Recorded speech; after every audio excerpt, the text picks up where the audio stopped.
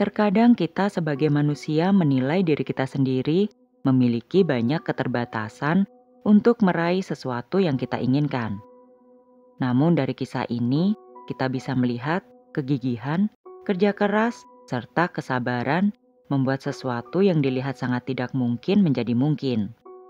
Meskipun berawal dari kisah tragis, akan tetapi laki-laki ini akhirnya sanggup menemukan pelaku yang telah membunuh ayahnya, walaupun ia harus menghabiskan 17 tahun hidupnya.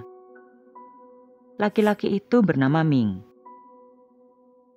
Pada tahun 2000, Ming yang masih berusia 9 tahun tinggal di kota Changba, Provinsi Yunnan. Ming merupakan anak bungsu. Ia memiliki satu kakak perempuan dan laki-laki. Ayah Ming bekerja sebagai pegawai publik di kantor pengelolaan biji-bijian desa tempatnya tinggal. Sedangkan sang ibu bekerja sebagai penjual buah. Ia memiliki kios di rumahnya. Pada tanggal 27 Agustus tahun 2000 ketika liburan musim panas akan segera berakhir, Ming yang saat itu masih berusia 9 tahun sedang tidak ingin tidur siang. Seperti normalnya anak-anak di usia itu, mereka akan lebih memilih untuk bermain dengan teman-temannya daripada harus tidur di rumah. Hal itulah yang dilakukan oleh Ming. Ia keluar rumah untuk bermain dengan teman-temannya yang tinggal tak jauh dari rumahnya. Karena hari itu sangat panas, Ming dan teman-temannya memutuskan untuk melakukan permainan yang berhubungan dengan air. Mereka akhirnya melakukan permainan lempar batu pipi. Karena tak ingin bermain terlalu jauh, mereka melakukan lempar batu di parit yang dekat dengan rumah warga. Peraturan permainan itu sangatlah sederhana, yakni barang siapa yang bisa melempar batu paling jauh, dialah pemenangnya. Namun dalam prosesnya batu tersebut harus memantul di atas permukaan air. Selama beberapa waktu anak-anak kecil itu bermain dengan riang. Akan tetapi ketika di tengah-tengah permainan, teman Ming yang bernama Zhang terkena cipratan parit dari batu yang dilemparkan oleh Ming. Selayaknya anak-anak kecil, mereka mungkin tidak menganggap serius cipratan parit yang mengenai baju Zhang itu. Karena teman-temannya tidak memperdulikannya, Zhang pun menangis cukup kencang. Suara tangisan itu terdengar oleh nenek Zhang yang kebetulan tinggal tak jauh dari parit tempat anak-anak itu bermain. Nenek Zhang mengenali suara tangisan cucunya tersebut. Ia pun menghampiri gerombolan anak kecil yang sedang terdiam melihat Zhang menangis. Nenek Zhang langsung bertanya kepada Zhang siapa yang membuatnya menangis. Dan Zhang pun mengadukan bahwa Minglah yang membuatnya menangis. Nenek Zhang yang emosi langsung mendorong Ming hingga terjatuh. Kini akhirnya Minglah yang menangis karena perlakuan nenek Zhang itu. Sambil menangis, Ming berlari ke rumahnya. Ketika di tengah perjalanan, kakak perempuan Ming melihat Ming menangis dengan histeris. Ia kemudian menanyakan kepada Ming apa yang terjadi. Ming pun menceritakan semuanya kepada kakak perempuannya itu. Kakak perempuan Ming tentu saja merasa tidak terima dengan perlakuan nenek Zhang kepada adik laki-lakinya. Di dalam benaknya, mengapa orang tua harus ikut campur dalam pertengkaran anak kecil? Sambil menggendong bayinya yang masih berusia belum 1 bulan, kakak perempuan Ming kemudian mendatangi rumah nenek Zhang untuk meminta penjelasan. Sesampainya di sana, kakak Ming dikejutkan dengan sikap nenek Zhang yang malah menantangnya dan mengusirnya. Niatan kakak perempuan Ming untuk berbicara dengan baik-baik harus berakhir dengan pertengkaran hebat. Kakak perempuan Ming yang tidak terima dengan kata-kata nenek Zhang itu pun tersulut emosi. Akibatnya kedua wanita itu pun adu mulut hingga keluarga Zhang yang lain pun mendengar suara pertengkaran itu. Mereka kemudian juga ikut menantang kakak perempuan Ming. Situasi pun semakin memanas, yang berujung dengan pemukulan yang dilakukan oleh keluarga Zhang kepada kakak perempuan Ming dan juga kepada Ming. Alhasil bayi yang sedang digendong oleh kakak perempuan Ming pun terjatuh. Para tetangga yang lain kemudian bergegas untuk melerai keluarga Ming dan Zhang agar tidak terjadi hal yang lebih jauh. Beruntungnya bayi kakak perempuan Ming baik-baik saja. Namun Ming dan kakaknya memiliki banyak luka lebam akibat perkelahian itu. Sore harinya ayah Ming kembali dari kota. Ia baru saja pulang dari membeli televisi dengan suami kakak perempuan Ming. Ketika sang ayah pulang, Ming menceritakan perihal apa yang terjadi kepada dirinya dan sang kakak siang tadi. Ayah Ming yang baru saja sampai tak berpikir panjang. Ia langsung keluar rumah dan menuju rumah keluarga Zhang. Sesampainya di rumah keluarga Zhang, ayah Ming mempertanyakan tentang kejadian siang tadi. Anehnya dari keluarga Zhang tidak ada satu orang pun yang mau berbicara. Para tetangga yang mulai takut akan terjadi keributan kembali, kemudian berbicara kepada ayah Ming untuk meredakan situasi agar tidak memanas. Salah seorang tetangga membujuk ayah Ming. Ia berkata, sebaiknya ia tidak membuat suasana semakin ricuh, mengingat mereka tinggal tidak berjauhan. Jika terjadi pertengkaran, bisa membuat suasana menjadi tidak kondusif. Ayah Ming yang sebenarnya juga tidak ingin pertengkaran terjadi, akhirnya mengalah, dan ia pun mengurungkan niatnya untuk menekan keluarga Zhang. Ia kemudian kembali pulang. Sekitar pukul 8 malam, ayah Ming baru saja selesai memasang televisi yang baru dibelinya itu. Ia lalu hendak menyantap makan malamnya. Namun anak perempuannya tiba-tiba datang dengan kondisi panik. Ia mengatakan bahwa suaminya sedang menuju rumah keluarga Zhang. Ia tidak terima karena mengetahui dirinya telah dipukuli oleh keluarga Zhang siang tadi. Mendengar hal itu, ayah Ming langsung panik. Ia kemudian berlari untuk menyusul menantunya itu. Sebelumnya ayah Ming berpesan kepada anak perempuannya dan Ming untuk tetap tinggal di rumah. Namun Ming yang sangat khawatir kepada apa yang akan terjadi mengikuti sang ayah.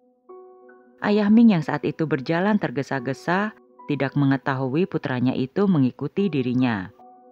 Ketika mengikuti sang ayah, Ming yang saat itu masih sangat kecil tidak tahu apa yang mungkin terjadi.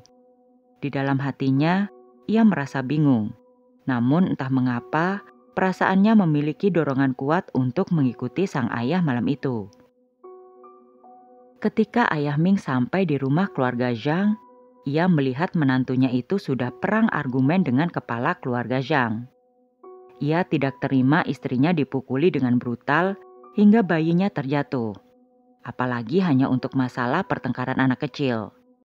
Ia mengatakan anak kecil selalu bertengkar. Esok harinya mereka juga pasti akan lupa.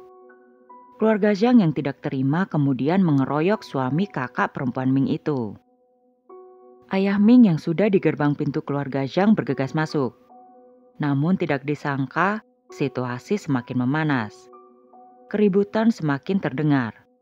Tak lama Ming mendengar suara teriakan ayahnya.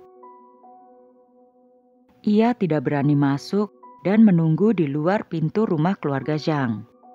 Ia kemudian melihat ayahnya mencoba berlari keluar, namun ditarik oleh salah satu anggota keluarga Zhang hingga terjatuh. Ia melihat saat itu ayahnya sudah di ambang pintu. Ayah Ming mencoba keluar, namun salah seorang keluarga Zhang kembali menusuk tubuh ayah Ming di depan matanya. Ming yang masih berusia 9 tahun harus menyaksikan kengerian yang tidak pernah ia bayangkan. Sejenak pikirannya kosong dan hanya bisa memandang sang ayah.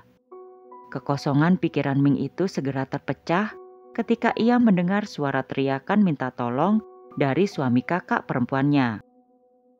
Walaupun ia mendengar suara minta tolong iparnya itu, Ming tidak bisa bergerak. Tubuhnya serasa membatu.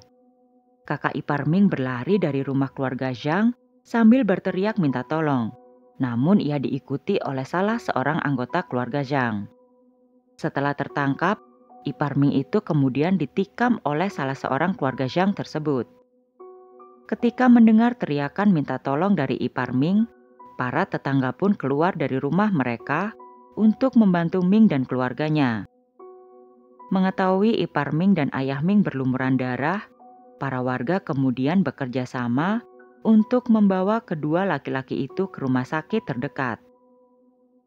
Sesampainya di rumah sakit, dokter menyatakan bahwa ayah Ming telah meninggal dunia akibat luka tusukan di bagian dada. Luka itu cukup besar dan berakibat fatal yang menyebabkan oksigen tidak bisa memasuki paru-paru. Sedangkan kakak ipar Ming diketahui masih hidup. Ia ditikam 3 kali di bagian punggungnya. Menerima berita buruk ini, keluarga Ming begitu terpukul. Sang ibu hanya bisa menangis. Kakak perempuan Ming pun hanya bisa meratapi jenazah sang ayah dan juga melihat suaminya yang saat itu walaupun masih hidup namun dalam kondisi yang kritis. Sedangkan Ming saat itu tidak bisa melakukan apapun. Tidak ada yang memeluknya ataupun menenangkannya. Ia kembali hanya bisa berdiri seperti patung dan belum bisa memahami apa yang sebenarnya telah terjadi. Namun keluarga Ming tidak bisa terus meratapi kondisi mereka. Pada dini hari setelah pertengkaran itu, kakak perempuan Ming dan ibunya beserta warga desa melaporkan tindakan keluarga Zhang ke polisi. Tak butuh waktu lama bagi polisi untuk menyambangi kediaman rumah keluarga Zhang. Keluarga Zhang pun diangkut ke kantor polisi untuk dimintai keterangan.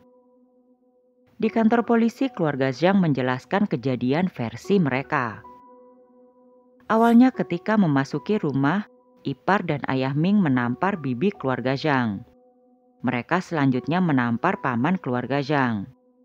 Karena hal itu, salah seorang keluarga Zhang yang bernama Guang kemudian melangkah maju untuk menghentikan ayah dan ipar Ming.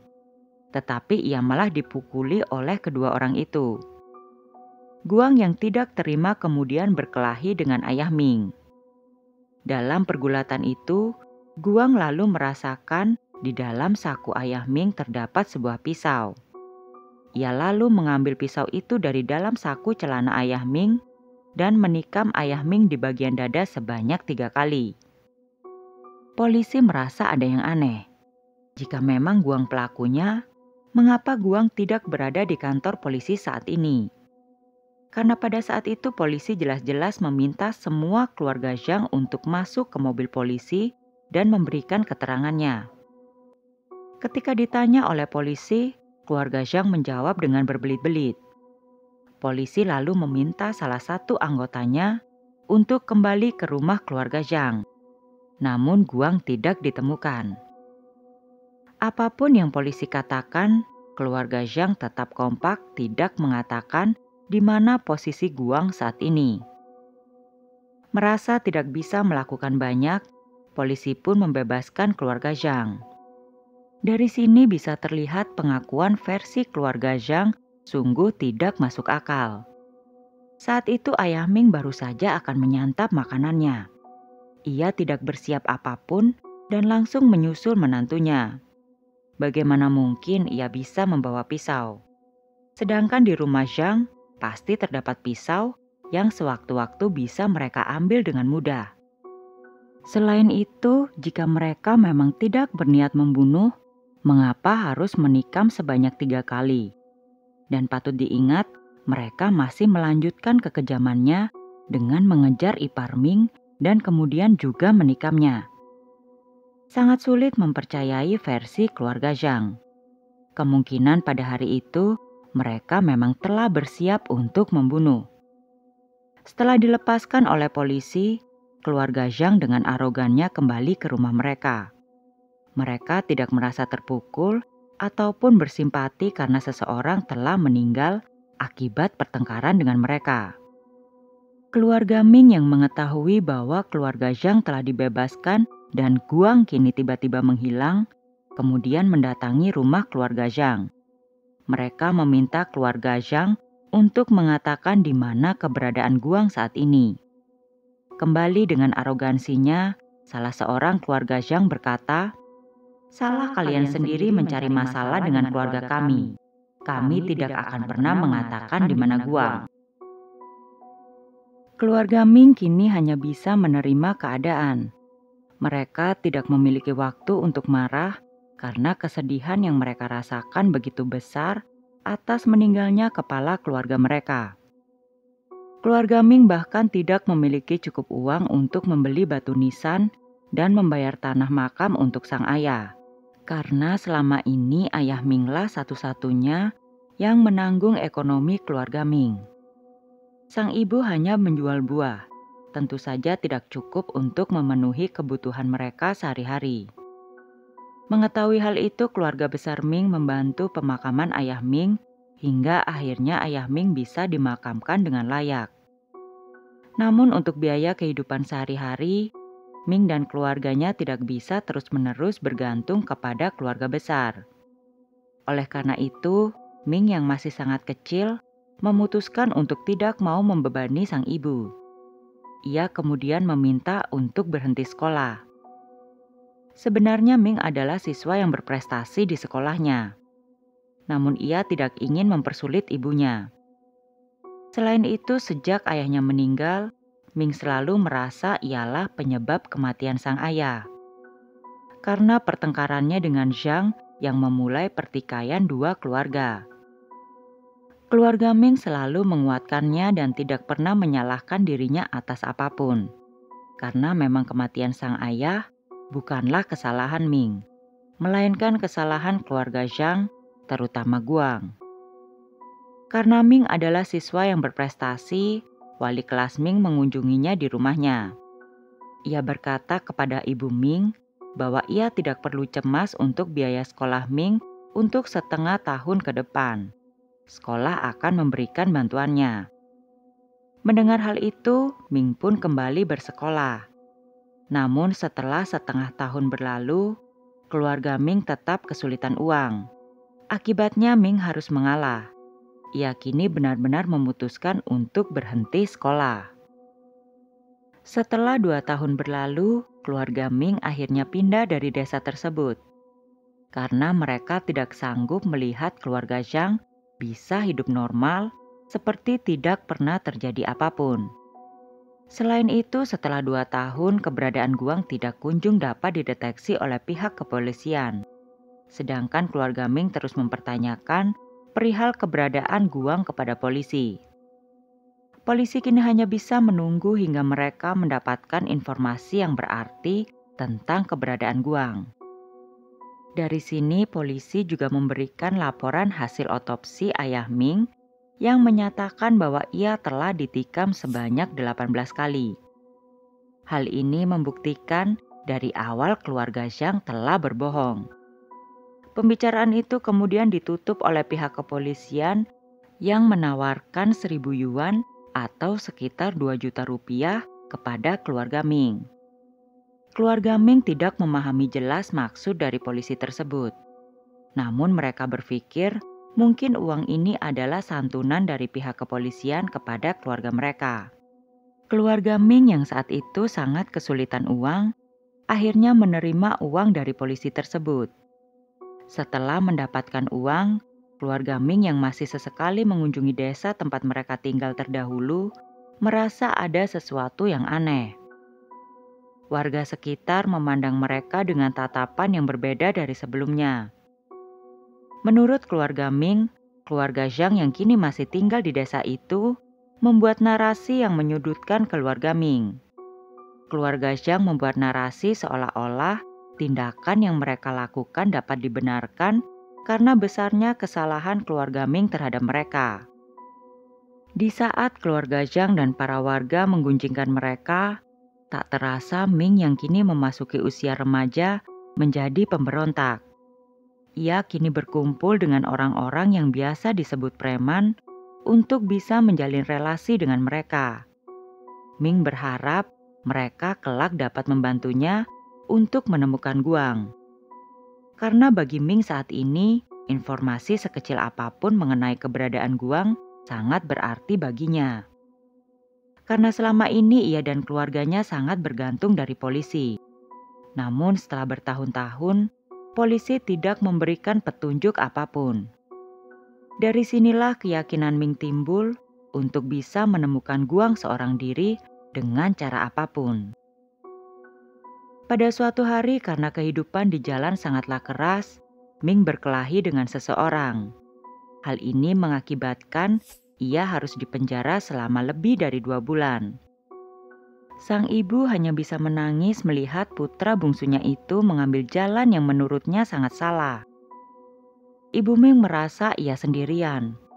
Anak perempuannya telah menikah dan memiliki keluarga sendiri, sedangkan kakak laki-laki Ming bukanlah orang yang bisa diajak berbicara. Ia terlalu pendiam dan terkesan mengisolasi dirinya sendiri dari keluarga. Hanya Minglah satu-satunya anaknya yang bisa ia ajak berkeluh kesah. Namun ia merasa Ming kini mengambil jalan yang salah. Ibu Ming kini sudah menikah kembali. Ia menikah sebanyak 3 kali semenjak ayah Ming meninggal dunia untuk bertahan hidup. Sedangkan menurut Ming, ibunya tidak memperdulikan dirinya semenjak ayahnya meninggal. Oleh karena itu, ia kini semakin merasa tanggung jawab menemukan Guang ada di tangannya seorang diri. Setelah keluar dari penjara, Ming semakin getol dengan tujuannya. Ia banyak membaca buku yang berhubungan dengan hukum. Ia juga sangat mencintai acara-acara televisi yang berhubungan dengan kasus-kasus hukum. Pada suatu hari, Ming yang memiliki banyak teman orang-orang jalanan mendapatkan informasi tentang keberadaan Guang.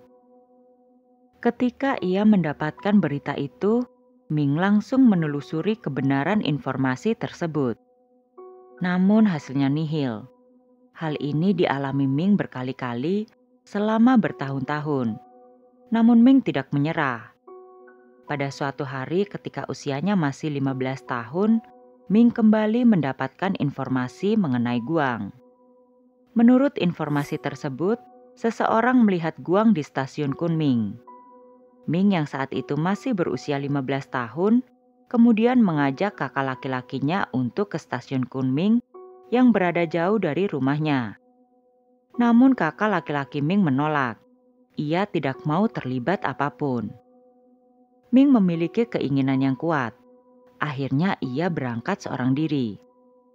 Karena ibunya tidak memiliki uang, Ming kemudian menjual ponselnya untuk biaya perjalanannya ke stasiun Kunming. Sebagai ibu kota provinsi Yunnan, Kunming tentu saja memiliki populasi yang cukup padat. Hal itu yang harus dihadapi oleh Ming di stasiun Kunming. Di antara begitu banyak orang, mencari Guang layaknya mencari jarum di atas tumpukan jerami. Tiap harinya Ming memperhatikan tiap orang yang lalu lalang di stasiun itu. Untuk bertahan hidup, Ming bekerja sebagai kuli bangunan lepas di sebuah tempat konstruksi yang dekat dengan stasiun. Ming mengangkut bahan bangunan yang bahkan lebih berat dari beban tubuhnya. Lalu di malam harinya, karena tidak memiliki cukup uang untuk menyewa kamar hotel, Ming tidur di jalanan. Itulah perjuangan yang harus Ming tempuh di usianya yang masih 15 tahun untuk mencari Guang. Kondisi itu harus Ming jalani selama hampir 1 bulan. Ketika ia merasa pencariannya di stasiun Kunming tidak menghasilkan informasi apapun, Ming lalu memutuskan kembali pulang ke rumah ibunya. Ming sejujurnya sangat terpukul saat itu. Namun perlahan ia kembali fokus untuk mencari Guang. Hal ini ia lakukan selama bertahun-tahun lamanya. Kehidupan Ming hanya bekerja dan kemudian mencari informasi keberadaan Guang. Ia tidak berpikir untuk menikah ataupun memiliki keluarganya sendiri. Ibu Ming sangat khawatir dengan putra bungsunya itu. Namun ia tidak bisa berbuat banyak selain selalu berada di samping Ming kapanpun ia butuhkan. Hingga pada tahun 2013, Ming kembali mendapatkan informasi yang agak bisa ia percayai. Orang yang memberikan petunjuk tersebut mengatakan bahwa ia pernah melihat Guang di kawasan industri Jinjiang, Fujian. Setelah mendapatkan kabar tersebut, Ming langsung berangkat ke Fujian. Di sana Ming langsung mengunjungi berbagai pabrik yang dapat ia temukan. Ia kemudian menyewa seseorang yang mengerti Fujian dengan baik untuk membantunya. Pencarian Ming dari pabrik ke pabrik ini menghabiskan waktu 7 bulan. Namun sayangnya, Hasilnya nihil. 13 tahun berlalu sejak ayahnya dibunuh. Namun Ming masih belum bisa menemukan pelaku pembunuhan ayahnya. Kemudian pada tahun 2017, Ming kembali mendapatkan informasi keberadaan Guang. Namun informan tersebut meminta imbalan 60.000 yuan atau sekitar 13 juta rupiah untuk ia mengantarkan Ming langsung ke keberadaan Guang. Entah bagaimana caranya Ming akhirnya bisa meminta alamat di mana si informan itu menemukan Guang.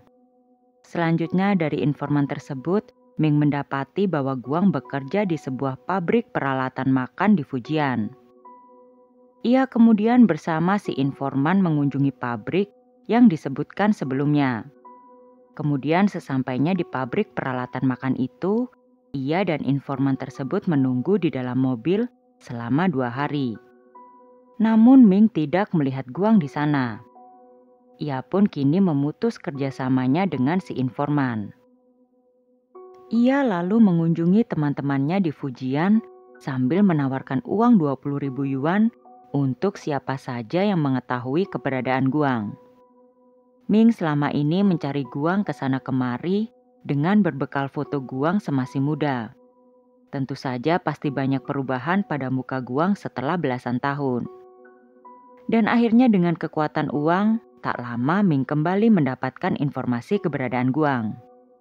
Dari informasi yang didapat Ming, kemungkinan Guang bekerja di pabrik di desa kecil Kingsan di kota Kangmei. Desa ini sangat terpencil, terletak di kaki gunung. Namun hanya terdapat 3 pabrik yang masih beroperasi di desa tersebut. Ming kemudian mendatangi salah satu pabrik yang memproduksi peralatan makan. Ia bersembunyi di semak-semak.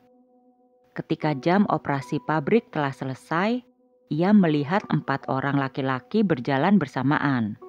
Mereka kemudian mengobrol. Dalam pandangan Ming, ia mengenali seseorang dengan baju basket dan celana pendek kargo. Jantung Ming berdebar begitu kencang. Ia seakan tidak percaya bahwa saat itu ia melihat Guang. Laki-laki yang mengenakan baju basket itu adalah Guang. Ming kemudian mendekati gerombolan 4 orang tersebut. Namun ketika ia beranjak mendekat, 4 orang itu langsung bubar dan pergi masing-masing. Namun Ming tidak mau menyerah. Ia lalu mengikuti Guang dari belakang. Setelah mengikuti tak begitu jauh, Ming melihat Guang memasuki sebuah tempat di dekat pabrik yang kemungkinan merupakan asrama pabrik tersebut. Untuk memastikan itu adalah Guang, Ming kembali bersembunyi di tempat terdekat pabrik itu selama 2 hari 2 malam. Ia ingin benar-benar yakin karena tentu saja setelah belasan tahun wajah Guang cukup banyak berubah. Setelah yakin orang tersebut adalah Guang, Ming menelpon polisi dan memberitahukan polisi keberadaan Guang. Akhirnya pada tanggal 30 Agustus tahun 2017, polisi menangkap Guang di tempat kerjanya. Ming sengaja berada di dekat tempat penangkapan agar Guang bisa melihatnya. Dan benar saja, Guang memandang ke arah Ming. Namun tatapan Guang kepada Ming tidak mengisyaratkan apapun. Ia seperti tidak mengenal Ming, anak kecil yang dulu menyaksikan dirinya menikam ayahnya. Pada tahun 2018, Pengadilan Menengah Rakyat Xiaotong menjatuhkan hukuman penjara seumur hidup kepada Guang atas pembunuhan yang disengaja kepada ayah Ming. Namun masih banyak hal yang akhirnya diungkapkan di pengadilan yang membuat hati Ming kembali memanas. Karena ternyata tidak hanya Guang yang melarikan diri pada hari itu. Namun 5 orang keluarga Zhang lainnya juga ikut melarikan diri. Kemudian selama ini ternyata Guang disembunyikan oleh keluarganya. Ia bahkan menggunakan identitas anggota keluarganya untuk tetap bisa bekerja sambil bersembunyi dari polisi. Keluarga yang turut membantu Guang tidak mendapatkan hukuman apapun. Tidak banyak yang bisa dikatakan oleh Ming dan keluarganya. ia kembali tetap dicurangi oleh pihak-pihak yang berkepentingan. Pada tahun 2020, pengadilan menyatakan hukuman kepada Guang tidak sesuai karena jangka waktu kasus Guang telah kadaluarsa ketika Guang dapat ditangkap. Ming sendiri kini sudah tak lagi terlalu menggubris putusan pengadilan. Yang ia inginkan berapa lama pun Guang di penjara, yang penting baginya adalah Guang tetap merasakan dinginnya jeruji besi. Meski kasus terbesarnya sudah terpecahkan, keluarga Ming masih harus berurusan dengan pengadilan. Pasalnya pada tahun 2004 lalu, Ibu Ming mendapat telepon dari pihak kepolisian. Mereka mengatakan bahwa mereka mengetahui keberadaan Guang. Mereka kemudian meminta Ibu Ming untuk segera ke kantor polisi. Sesampainya di kantor polisi, Direktur Kantor Polisi Lu Mouzong berkata bahwa ia pasti dapat menangkap Guang. Namun sebelumnya, Ibu Ming harus menandatangani surat perjanjian sewa tanah dengan seseorang yang bernama Zheng Mingqiu. Diketahui keluarga Ming memiliki beberapa hektar tanah. Ibu Ming yang percaya kepada polisi tentu saja tanpa berpikir panjang menandatangani perjanjian tersebut. Namun seperti yang kita ketahui, polisi tidak menemukan Guang. Polisi juga memanfaatkan Ibu Ming yang sedang kalut untuk tujuan pribadi mereka. Selanjutnya diketahui tanah yang disewakan dari Ibu Ming yang selama ini tidak dibayar 1 sen pun oleh kepala polisi Lu Mouzong digunakan untuk mendirikan pom bensin. Atas kecurangan tersebut, 4 anggota polisi yang terlibat mendapatkan hukuman. Terima kasih telah menonton. Jangan lupa like and subscribe. Bye.